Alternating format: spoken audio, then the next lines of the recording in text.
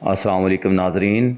आज हम आपको ये बताने चले हैं कि रसूलुल्लाह सल्लल्लाहु अलैहि वसल्लम के जद्दे अमजद ने जब बैतुल्लाह पर दोबारा कब्जा किया तो उसके बाद वो हुक्मरान कैसे बने और उन्होंने जो वहाँ की पार्लियामेंट थी उसको कैसे तामीर किया और कौन सा टैक्स लगाया और क्यों लगाया। दोस्तों, बात यह है कि कुसई जो पहला शख्स था जिसने अरबों को इकट्ठा किया, जो बिखरे हुए थे, खाना बदोशों की ज़िंदगी गुजार रहे थे, उन सबको वो एक जगह पर लाया और बैतुल्लाह के करीब उसने उनको इकट्ठा किया। सब ने उसकी सदारत को कबूल किया और यहाँ तक कि उसके हर हुक्म की तामील करना अपने ऊपर ज़रूरी समझा। तो कुसई भी कोई आम आदमी नहीं था। उसने बैतुल्लाह की दरबानी की, हज्जाज को पानी पिलाया, उनको खाना खिलाया और सबसे पहली अरबों की पार्लियामेंट को तामीर किया। उस पार्लियामेंट को वो दारुन नदवा भी कहते थे और हरबो ज़रब के तमाम झंडे भी कुसई के ज़ेरे इंतज़ाम होते थे, क्योंकि ये एक मुअज़्ज़ज़ आदमी था। इसने मक्का मुअज़्ज़मा की असर नौ प्लाट बंदी की, मुनज़्ज़म तरीक पर कुरैश के सब कबीलों को मक्का के अंदर आबाद किया। कहते हैं कि पहले पहल कुरैश के लोग मक्कातुल मुकरमा की हदूद के अंदर दरख्तों को नहीं काटते थे, डरते थे कि ये अगर काटा तो हमारे ऊपर कोई मुसीबत ना आ जाए। कुसई ने अपने साथियों को इकट्ठा किया, इनकी आसानी के लिए दरख्तों को काटा और उनके डर को ख़त्म किया। और किसी की लड़की की शादी होती तो वो कुसई के घर में ही होती। कुसई इनके लिए एक बहुत बड़ा मुरब्बी भी बन चुका था और जितने रस्म और रवाज थे उन सब की तैयारी भी इसके घर में होती। इसके जहन में ये बात आई कि हमारी भी एक पार्लियामेंट होनी चाहिए जिसमें बैठकर हम अपने सारे अमूर तय किया करें। तो ये सोचकर कुसई ने फैसला किया और एक पार्लियामेंट तामीर की। उस पार्लियामेंट को ये दारुन नदवा कहते थे और इसका दरवाज़ा जो है वो काबा की तरफ रखा और कुरैश को हुक्म दिया कि वो अपने तमाम अमूर को तय करने के लिए इस पार्लियामेंट में आएँ और पार्लियामेंट में बैठकर तमाम मामले हल किए जाएं। तो सब ने इसकी बात पे लब्बैक कहा, हत्ता कि ये रसूलुल्लाह सल्लल्लाहु अलैहि वसल्लम के दौर में भी दारुन नदवा मौजूद था।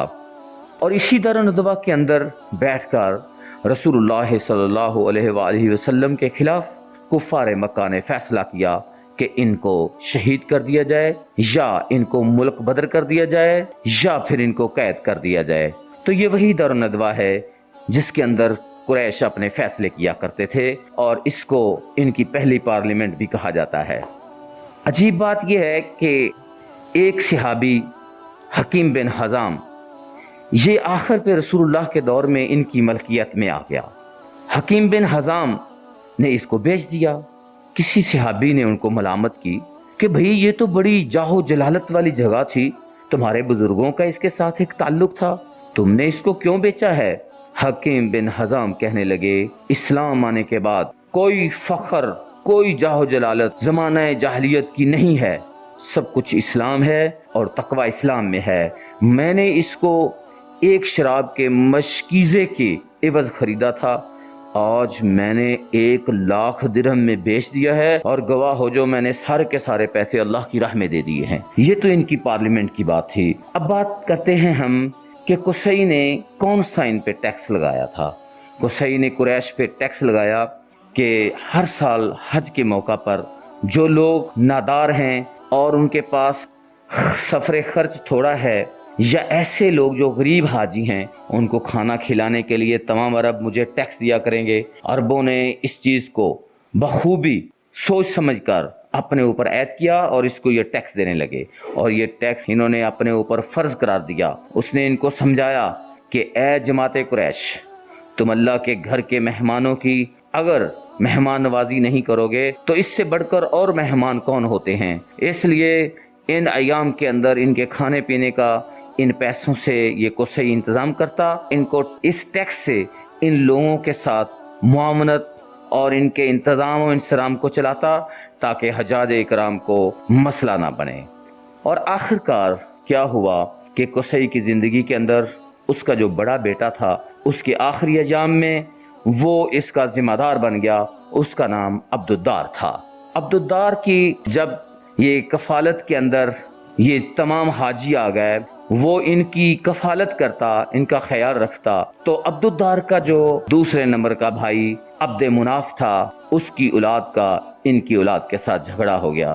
انہوں نے کہا کہ تم کو صحیح کی اکیلی اولاد نہیں ہو، عبدالدار بھی ان کا بیٹا ہے اور عبد مناف بھی ہے، ہم عبد مناف کے بچے ہیں اور ہمیں بھی بیت اللہ کی انتظام و انصرام میں حصہ دو۔ اس پہ عربوں کے دو گروہ بن گئے اور عرب آپس میں قسمیں کھا چکے تھے کہ ہم تمہارے ساتھ ہیں اور موت تک ساتھ ہیں۔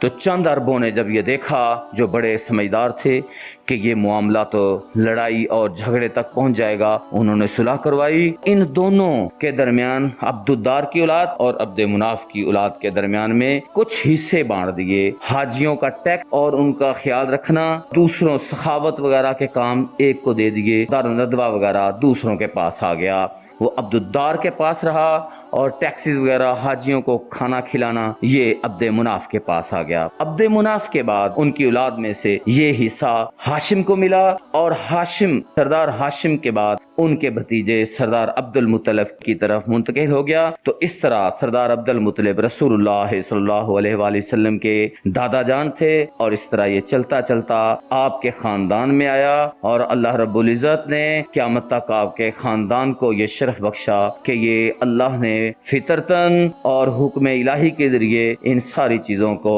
آپ کی طرف ہی منسوب کر دیا۔ السلام علیکم ورحمۃ اللہ۔